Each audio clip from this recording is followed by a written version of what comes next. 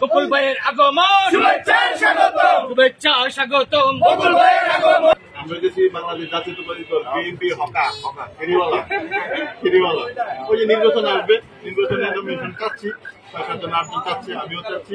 আমাদের কাজ হচ্ছে ফেরিওয়ালার কাজ করা। আমাদের নেতা তারেক রহমান একবার দিন আগে বলছে জনগণকে বিরক্ত করা যাবে না, এই 31 দিতে গিয়ে হুন্ডা টুন্ডা নিয়ে বিশাল মিছিল নিয়ে গিয়ে ব্যবসা বাণিজ্য নষ্ট করে না পারো 5 জন 6 জনকে একসাথে টিম করে মা বোনদেরকে ঘরে ঘরে ঢুকেছে। আমরা এই উদ্দেশ্যে আসি। আমরা ইচ্ছা করলে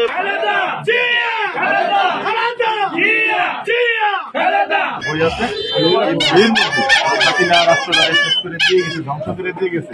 এই ধ্বংস থেকে উদ্ধারের জন্য সুন্দরভাবে রাষ্ট্রটা মানে তুমি যেভাবে চাও, মানে মানুষ যেভাবে চায়, জনগণ যেভাবে চায়, প্রত্যাশন চালানোর জন্য 31টা দফা।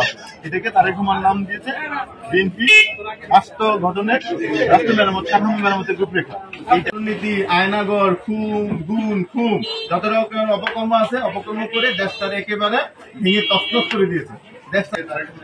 দিয়েছে আমরা আজকে বাংলা বাজারে মানে দোকান মালিক এবং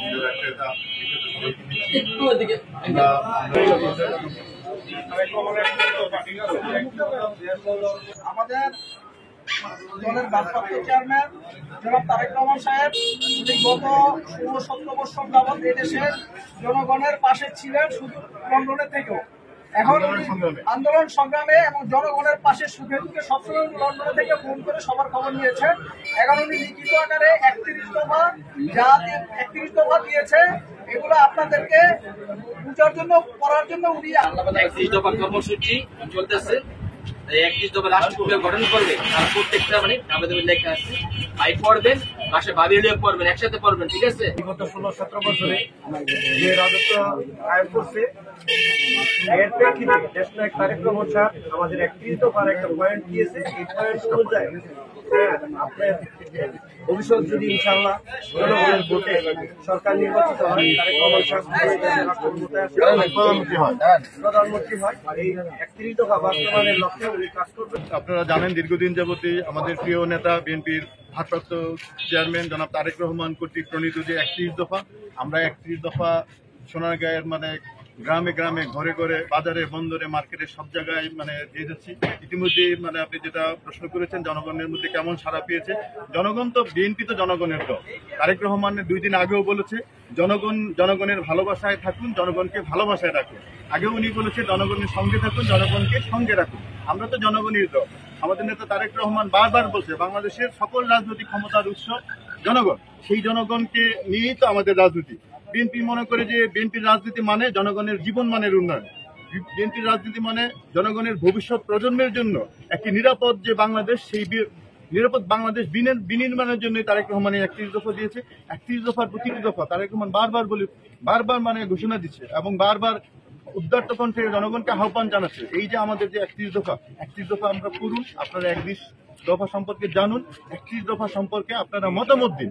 আর আমরা যদি আগামী 26 সালের যে নির্বাচন, জাতীয় সংসদ নির্বাচন, সেই নির্বাচনে যদি জনগণ বিএনপিকে ভালোবেসে, আমরা মনে করি আমাদের নেতা তারেক রহমান মনে করে বিএনপি জনগণের সাথে আছে এবং জনগণ বিএনপির সাথে আছে।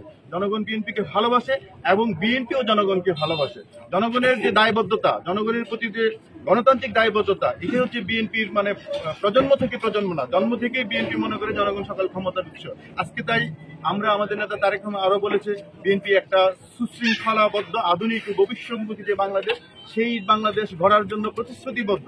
সেই প্রতিশ্রুতিবদ্ধতার দায়বদ্ধতা থেকেই আমাদের নেতা তারেক রহমান অবশ্যই বলেছেন, অবশ্যই বাংলাদেশের মানুষ যদি আমাকে ভোট দিয়ে বাংলাদেশের মানুষের সেবা করার সুযোগ দেয়, রাষ্ট্রের দায়িত্ব যদি আমাকে দেয়, তাহলে আমি কথা দিচ্ছি বাংলাদেশের মানুষকে আমি 31 দফা অবশ্যই প্রতিটি দফা বাস্তবায়ন করে বাংলাদেশ একটি সুখী, সমৃদ্ধ গণতান্ত্রিক রাষ্ট্র হিসাবে বিশ্বের বুকে যে মাথা তুলে দাঁড়াতে পারে, আমি সেইভাবেই রাষ্ট্র পরিচালনা করব।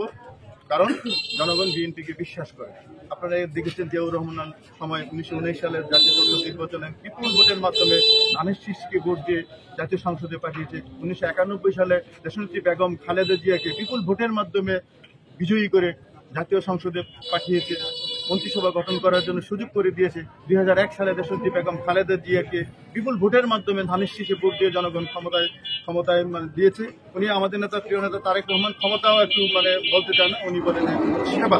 আমি